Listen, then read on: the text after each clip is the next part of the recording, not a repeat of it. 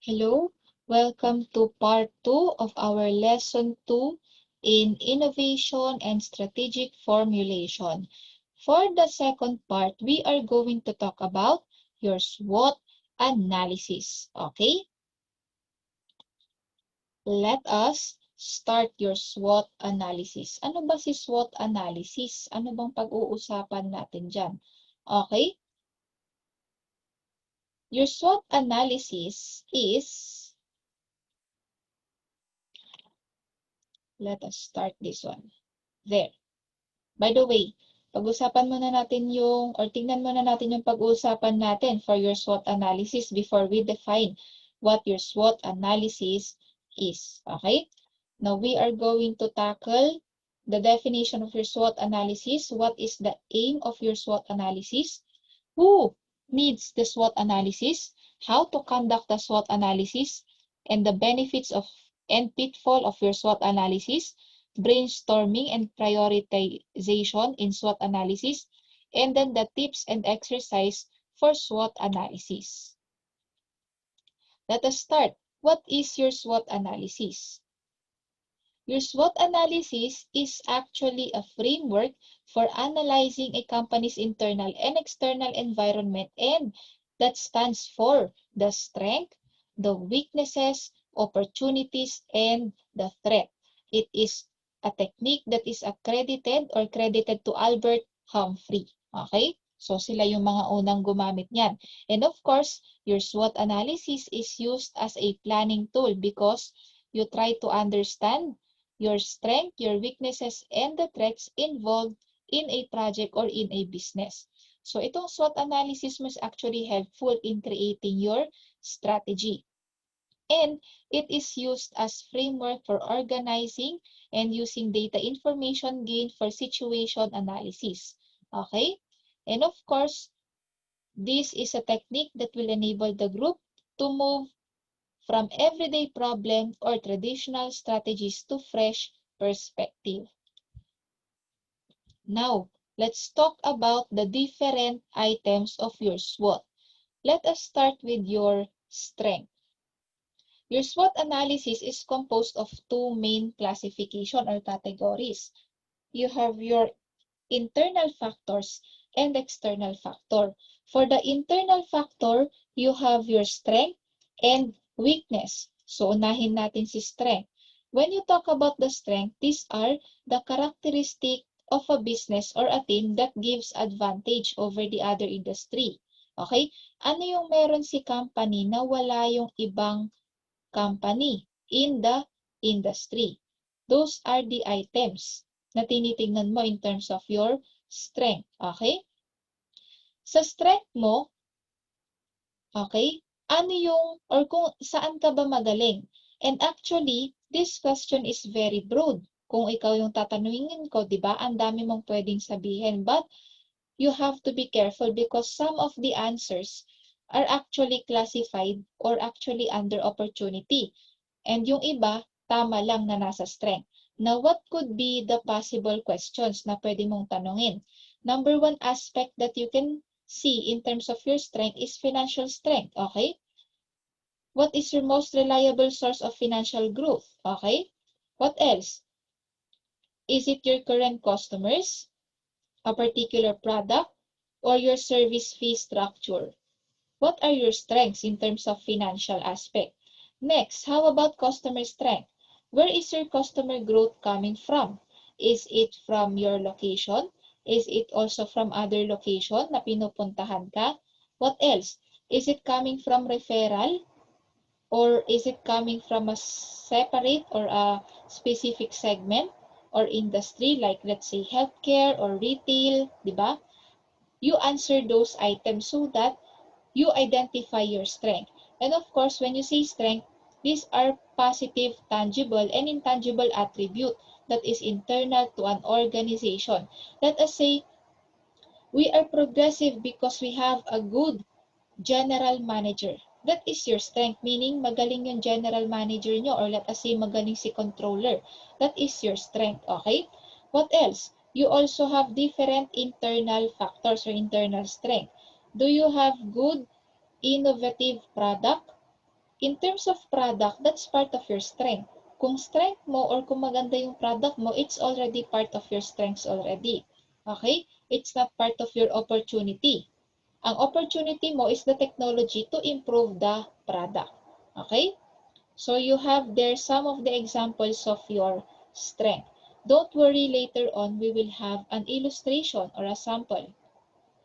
We go to your weaknesses. When you say weaknesses, you are trying to ask yourself, what are we not good at?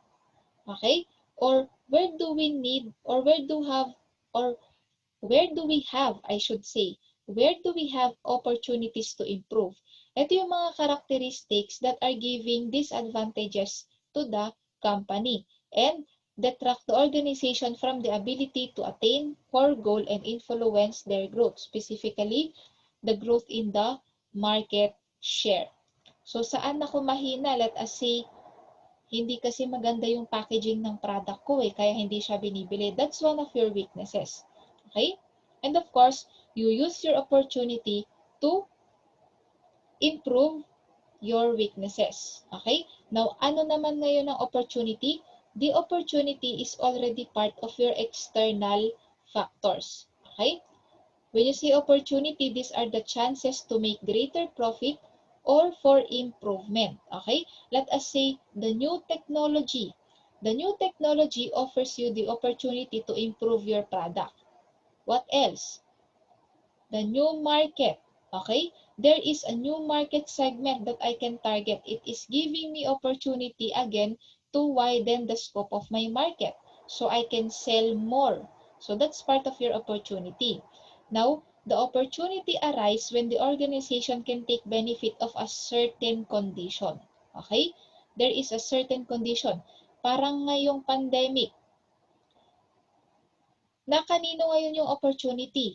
Nandun sa mga nagtitinda ng mask, ng alcohol. Lahat ng mga yan, sila yung may opportunity ngayon. They have the opportunity to gain because of an increase in demand. Next is of course the threats. You also have to take note of your threats because this can be one of the reason kung bakit pwedeng bumaba ang market share mo, kung pwedeng bakit bumaba ang demand ng product or services mo. These are external elements. Again, external meaning hindi ito internal, hindi siya galing sa company mo. These are external elements or factors that is in the environment that could cause trouble for the business. Okay?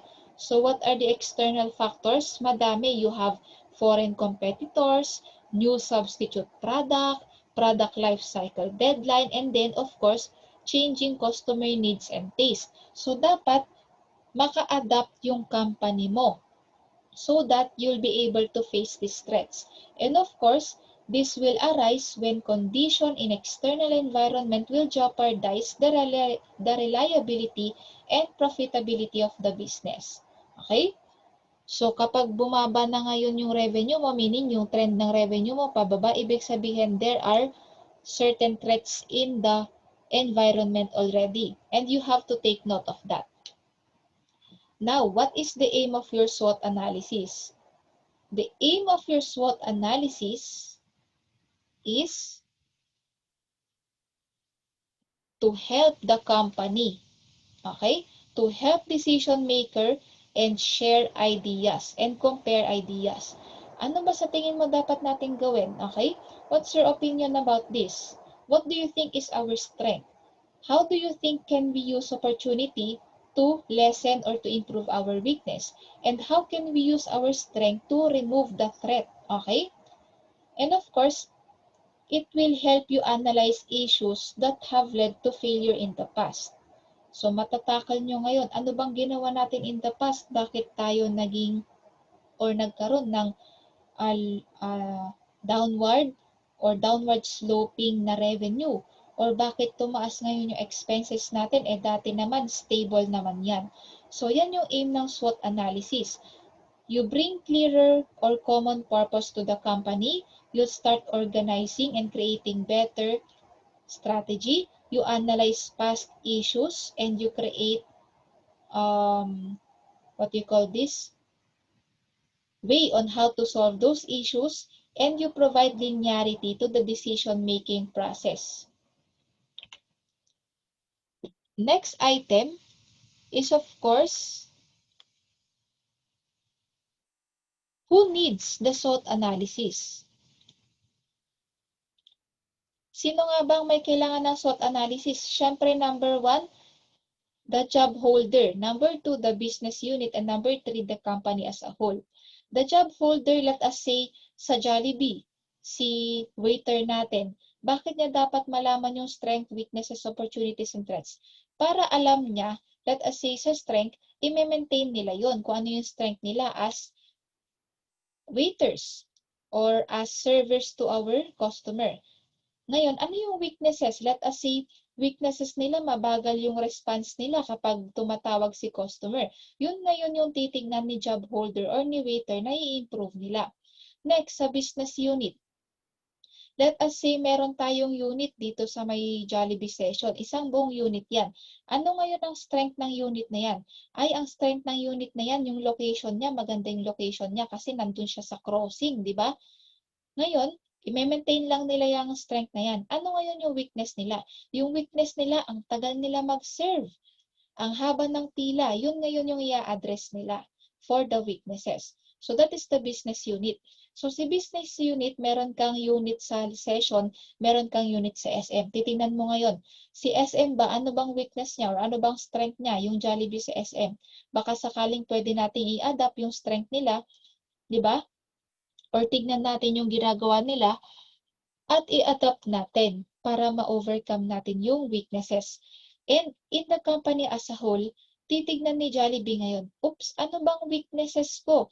At ano bang strength ko? Tapos titignan ko ano bang strength ni McDo, di ba? Ano ba rin yung weaknesses niya para maungusan ko siya or para magamit yung strength ko and opportunity in the market para mas malaki pa rin ang market share ko. So it is used by the job holder, the business unit, and the company as a whole. Next. Makikita mo dito, after ng mga gumagamit ng SWOT analysis, your SWOT analysis is also required during these different stages in the company. When you have workshop sessions, strategic planning, brainstorming meeting, if you have product evaluation, what else?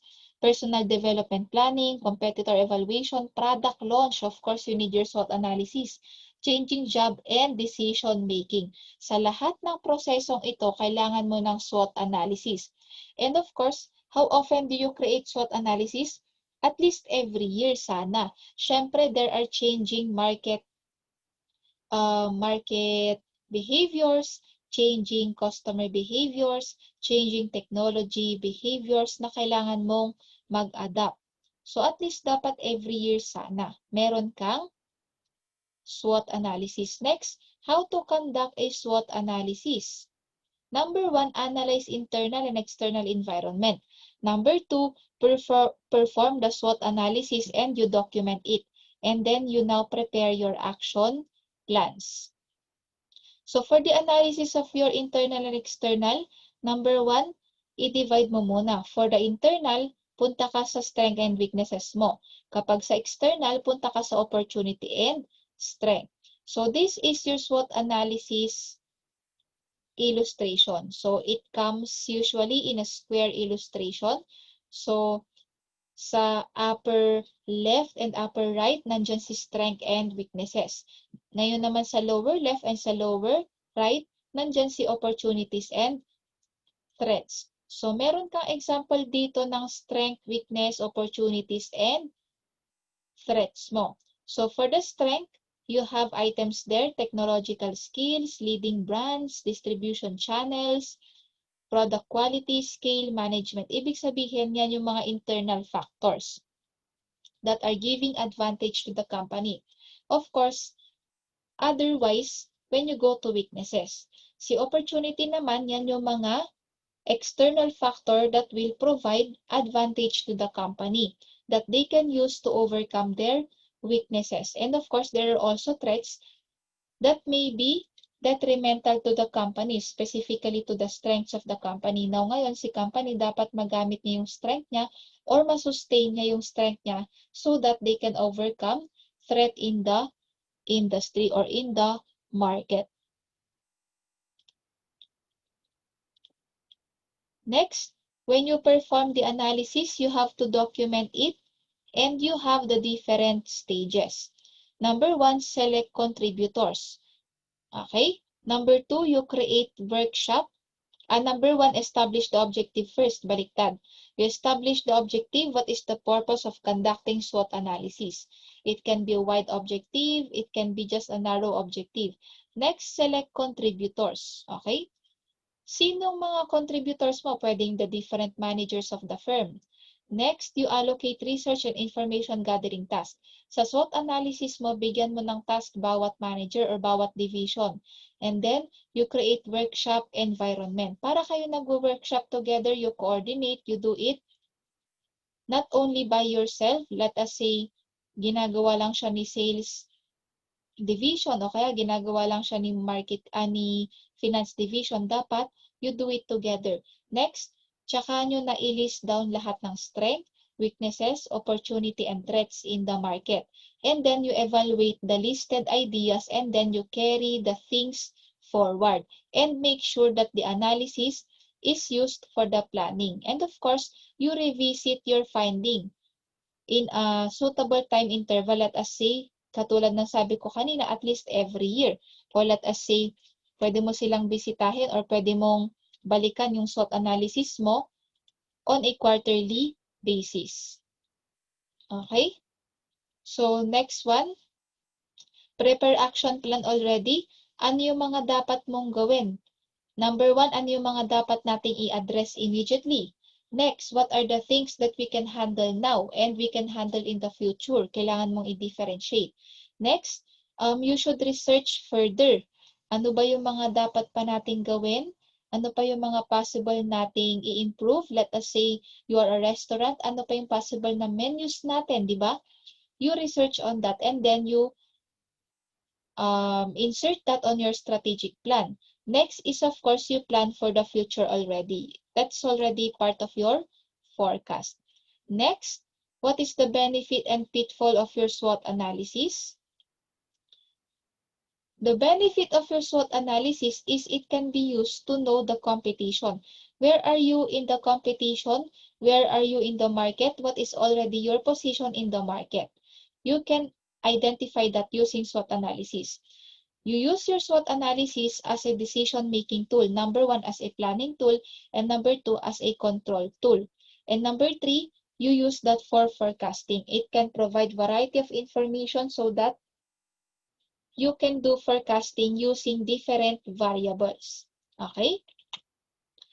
How about your pitfalls? So, meron pa siyang additional sa ating benefits. It helps setting objectives for strategic planning. It provides framework for identifying, analyzing strengths, weaknesses, and opportunities.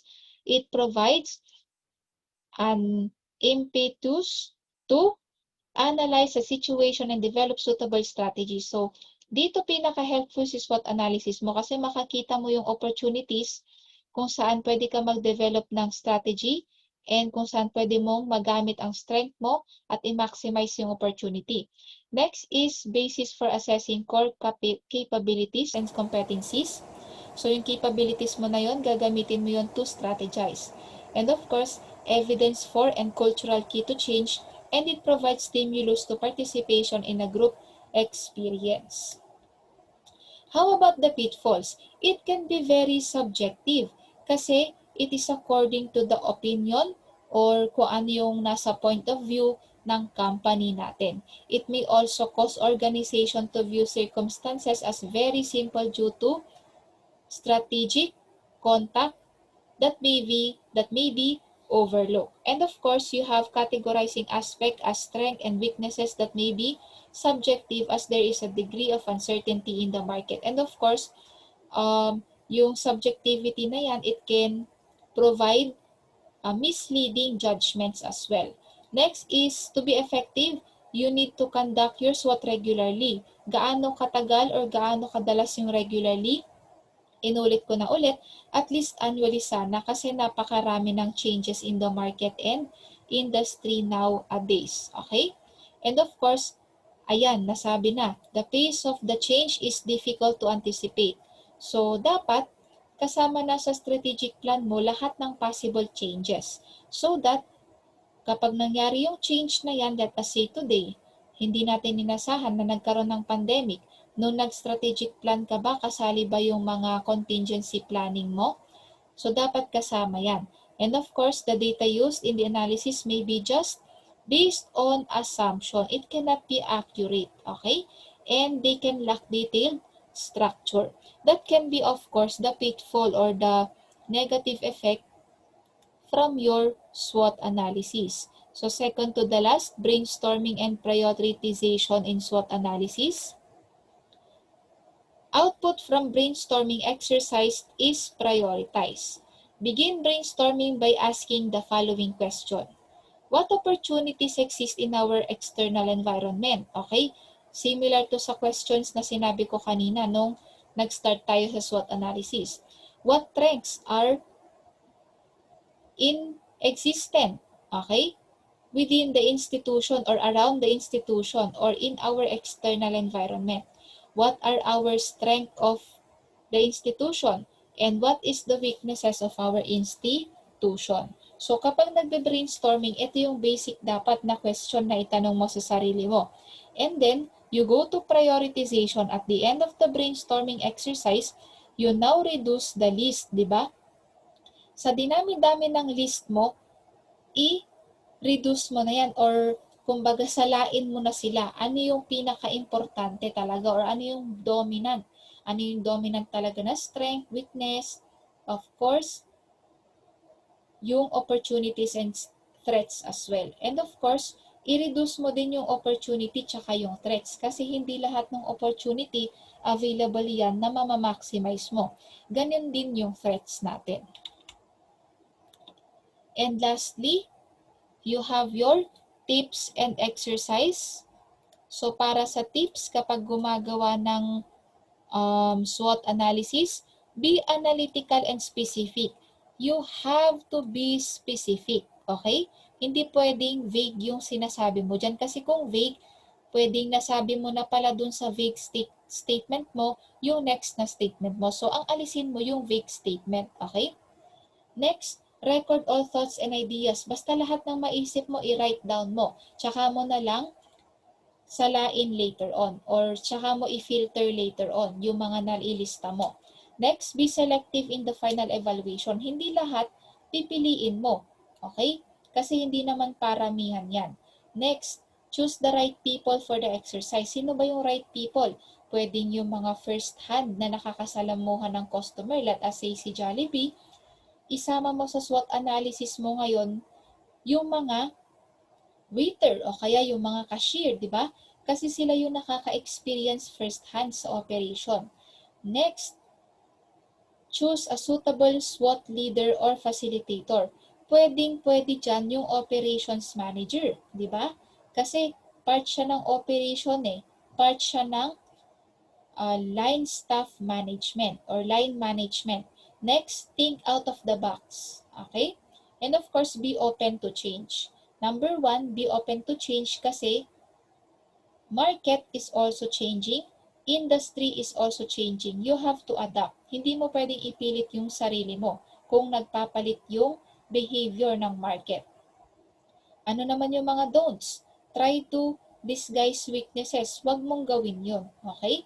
Next, merely list error and mistake. Huwag mong i-list lang yung mistake and errors ng company o kaya ng staff. Ano talaga yung weaknesses? You lose sight of external influence and trends. Don't ever do that. Kailangan i-open mo yung eyes mo pati sa threats natin. So, wag kang magbulag-bulagan or wag mong isipin na ay hindi yan threat, okay? Be honest and tanggapin mo na sa company mo meron at merong threats and weaknesses.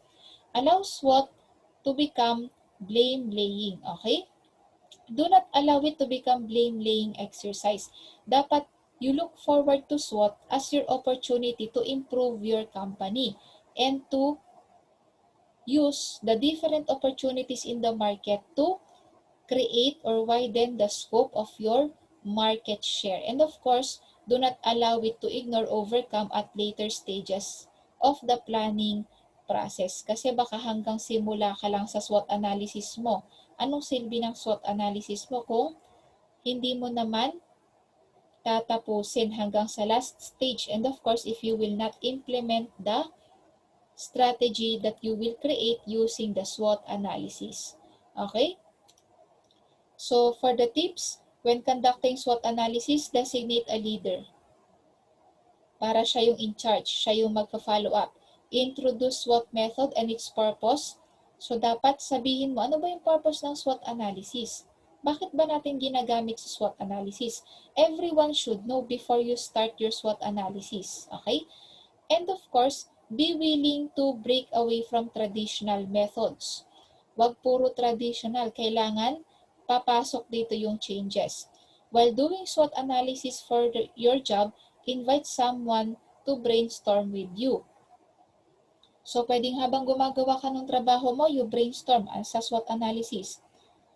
Habang kumakain ka, pwedeng maisip mo, di ba? And of course, pwedeng ilista mo sa papel, lista mo sa cellphone mo, and then you can discuss and record it later on. Makikita mo din ano yung mga result. And of course, prepare a written summary of the SWOT analysis and give it to participants. And of course, the other participants as well, gawin din nila yan as their part on the SWOT analysis. Kasi yung SWOT analysis, hindi maganda kung iisang tao yung gagawa. The SWOT analysis can be done effectively, okay, and more reliably if it is done by the company as a whole. Meaning, may contribution dyan si HR, si sales, si finance, si executives, si operations, si production, si purchases. Everyone dapat may participation. Okay? So, we have here, assume a car manufacturing company has recently launched its product and they perform SWOT analysis for their product. So, ano yung SWOT analysis nila? Naglista ngayon sila ng strength, weaknesses, opportunities, and threats nila. Okay? Pero medyo comprehensive lang to kasi car company siya. So, kung mapapansin mo lahat ng strength, ibig sabihin, internal sa company nila yan. Ganon din si weaknesses. Di ba internal sa kanila itong high price? Kasi product nila yan. Hindi naman yan product ng competitor. Di ba? Punta ka sa opportunity. Ito yung mga opportunity, ibig sabihin, ito yung mga items na pwede nilang magamit para i-improve o kaya i-innovate yung product nila. Yung mga kotse or yung mga cars nila. And ito naman yung threats. Ito yung threats kung bakit pwedeng bababa ang sale, bababa ang market share. That is for the threats. How about McDonald? Tignan natin yung SWOT analysis ng McDonald. You have internal strength. You have weaknesses. Ano yung strength niya? They have community-oriented program. Strength nila yon. Bakit? Kasi sa kanila yon internally. Meaning, let us say meron silang magandang CHR na programs, giving back to the community. They have excellent location. Yang location mo, take note that is internal. Ibig sabihin, karakteristik yan ng company mo. Next, of course, good assembly line operation. And of course, use of top quality product. So, paano sila nagkakaroon ng top quality product? Ibig sabihin, maganda din yung supplier nila. How about the weaknesses?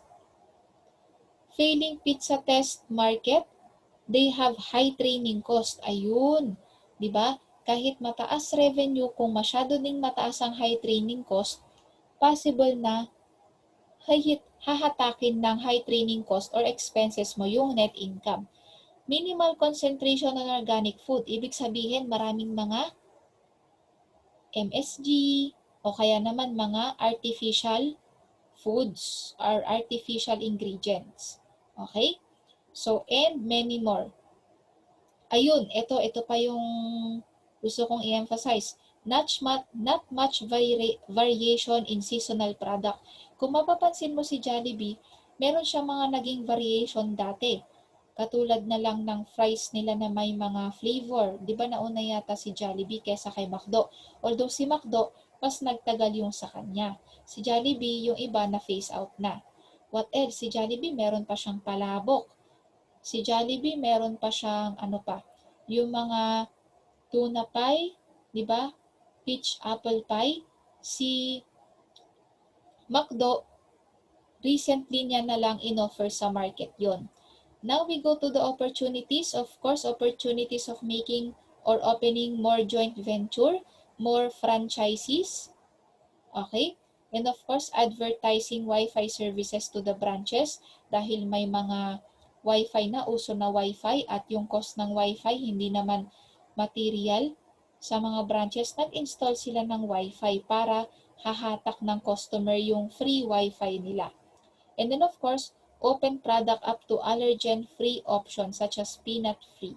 And of course, expanding on advertising on being more socially responsible. Ano naman yung threats? Lawsuits due to unhealthy food, di ba? Pwede naman yon. Next, you have marketing strategies that entice people from small children to adult. And of course, focus on healthier dieting by consumer. So, sabi ni consumer, ay healthy eating ako kaya hindi na ako magmamakdo. So, yan yung sample ng SWOT analysis mo para naman kay McDo. So, mas naintindihan mo ba dito sa point of view ni McDo? Ayan. So, to summarize, you just have some points to ponder. Keep your SWOT short and simple. Prioritize the result. Get multiple perspective. And apply your SWOT analysis to specific issue. And of course, i-apply mo yan sa strategic formulation or strategic planning mo. Kasi, walang silbi yung SWOT mo kung di mo naman gagamitin sa planning. And of course, you can also use that for control and evaluation. So that ends our SWOT analysis. Thank you for joining me on our lesson 2. So please proceed to your canvas. Punta ka sa quizzes. You accomplish your quiz. Okay? So you have their quiz 1. Yung quiz 1 mo, that is a review of our introduction to innovation and strategic formulation. That's only 10 points, if I'm not mistaken. Ngayon, sa quiz number 2 naman, that is 45 points. Okay? Yung first 25 items, magkakahalo yun. Merong true or false, merong identification, merong multiple choice. Ngayon, ang tip ko sa'yo, tapusin mo muna yung mga yon. Let us say, pagkasyahin mo yun sa 30 to 40 minutes kasi I'm giving you 90 minutes all in all. Ngayon, ang last part mo kasi is essay. Para naman, meron kang 50 minutes to complete the essay part. Okay?